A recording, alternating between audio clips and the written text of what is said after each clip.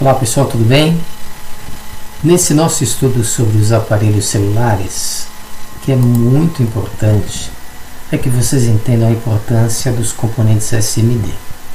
Por que isso? Foi através desses componentes que a indústria eletrônica conseguiu executar o processo de miniaturização.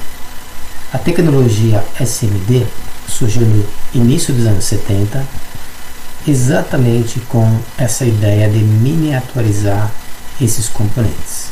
Isso obviamente colaborou para que relógios, aparelhos auditivos, aparelhos celulares e demais equipamentos eletrônicos pudessem ser apresentados com o tamanho que vocês conhecem até os dias atuais.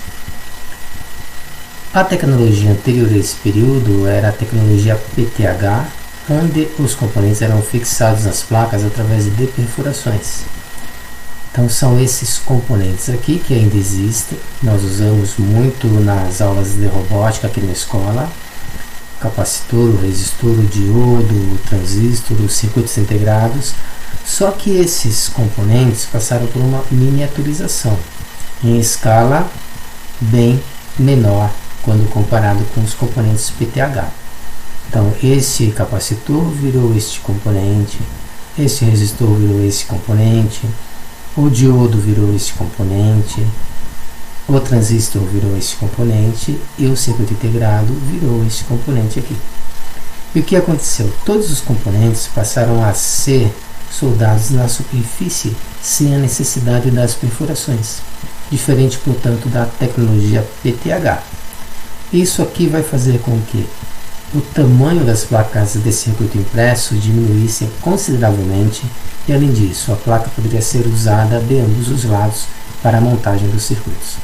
É por essa razão que nos trabalhos de aberturas de equipamentos celulares você visualiza em alguns modelos a utilização da placa dos dois lados. Eu diria até que na maioria dos modelos apresentados. Esse tutorial tem o objetivo de apresentar para vocês os componentes para que durante ou após o processo de abertura vocês possam identificá-los. Então, nos aparelhos celulares vocês irão encontrar os giroscópios, que permitem que você, ao virar o seu aparelho ou na posição horizontal ou vertical, a imagem acompanhe essa movimentação. Portanto, isso não seria possível sem o giroscópio. Então, ao abrir o celular e para identificar o giroscópio, você poderá encontrar exatamente esses componentes que apresentamos aqui no tutorial.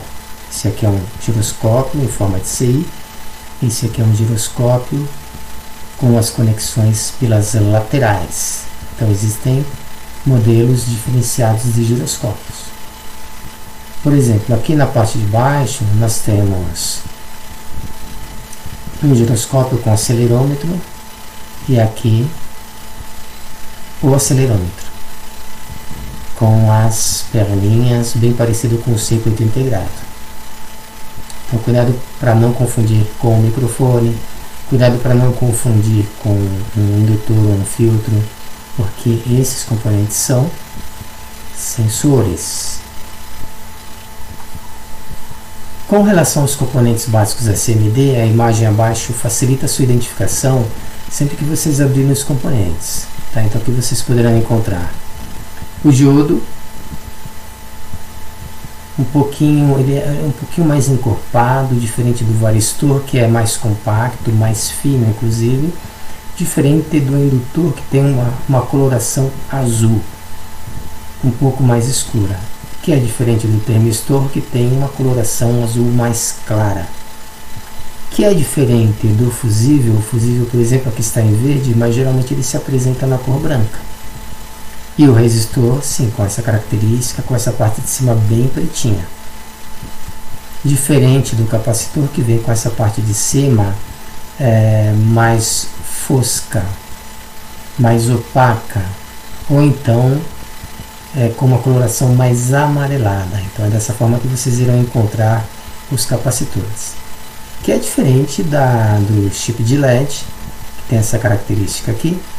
Nos testes que nós fizemos em alguns aparelhos, vocês testaram alguns componentes SMD que eram na realidade LEDs. E também aqui o diodo com essa sinalização aqui indicando que nesse sentido tem passagem de corrente e no contrário não. Então é importante que com esse tutorial vocês possam, enfim, perder aquela sensação de que eu não estou reconhecendo os componentes. Agora, os filtros SMD, eles são apresentados desse jeitinho aqui. Parece um resistor, mas não é. Parece um diodo, mas não é. Parece um CI, mas não é. Aqui um componente mais com característica de bobina, de indução. Mas na realidade temos aqui os filtros. Agora, para a adequação das LEDs da tela, a voltagem necessária para acendê-las, os aparelhos celulares dispõem de reguladores ou controladores de tensão. Então, por exemplo, a tela AMOLED pode ter 6 LEDs, 3 LEDs de cada lado. Cada LED você vai precisar de no mínimo 1.8 volts. Se você tem 6 LEDs, você vai precisar de 16 volts. Só que o teu celular funciona só com 3.8 volts, a partir de 3.8 volts. Como é que você vai acender as 6 LEDs? Então é aí que entram os reguladores de tensão. E os controladores de tensão, eles servem para que quando você pluga a fonte retificadora do teu celular na carga, né, tem um módulo controlador de tensão que é justamente para que o aparelho receba a tensão necessária para o seu funcionamento. Então é aí que entram os reguladores e os controladores de tensão, que são esses dispositivos bem pequenos, presentes, sempre que nós fazemos aquele exercício da microscopia. Já para o áudio, o amplificador de sinal é um componente também muito presente nos aparelhos. Então ele é um circuito integrado desse jeitinho aqui, específico para amplificar o som do áudio do teu aparelho celular. Assim como alguns aparelhos celulares apresentam também o barômetro, que é o medidor de pressão. Então ele se parece bem com o microfone, a única diferença é que ele é um pouquinho menor, quase em um formato cúbico, diferente do microfone, que tem um formato mais retangular com um furinho. E aqui nós temos os sensores de presença ou de luminosidade. Muitos aparelhos já trazem esse componente. Esse aqui é o sensor piezoelétrico com giroscópio acoplado. Esse aqui é o acelerômetro. Agora, no estudo sobre os aparelhos celulares, é importante que aprendamos a identificar o setor de backlight dos aparelhos. Então nós pegamos aqui o modelo do Moto G1.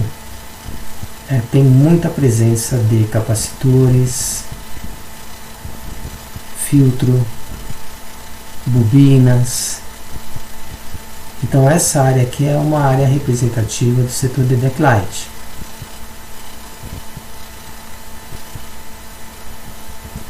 E essa figura aqui, ela corresponde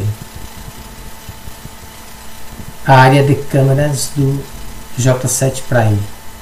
A área de câmeras, além do conector, né, que é importante para você fazer o teste das câmeras em diagnósticos, apresentam esses circuitos integrados aqui presentes, junto com os respectivos capacitores.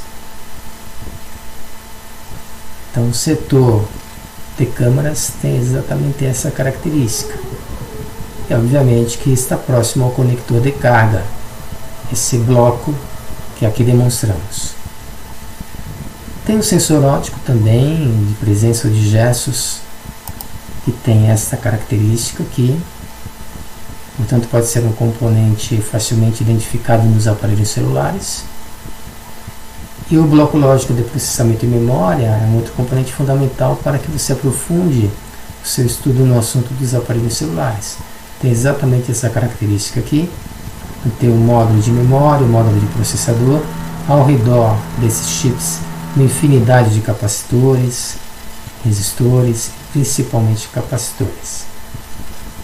E o último e importante componente que devemos identificar em um celular é o processador responsável pela parte gráfica de games do seu aparelho celular, mais conhecido como GPU, que é este chipzinho aqui presente. Então eu acredito que com esse tutorial vocês passaram a ter uma visão um pouquinho mais técnica a respeito de como identificar cada um desses componentes. Espero que vocês tenham gostado da apresentação de hoje e vamos avante no nosso curso de equipamentos celulares. Obrigado por sua atenção.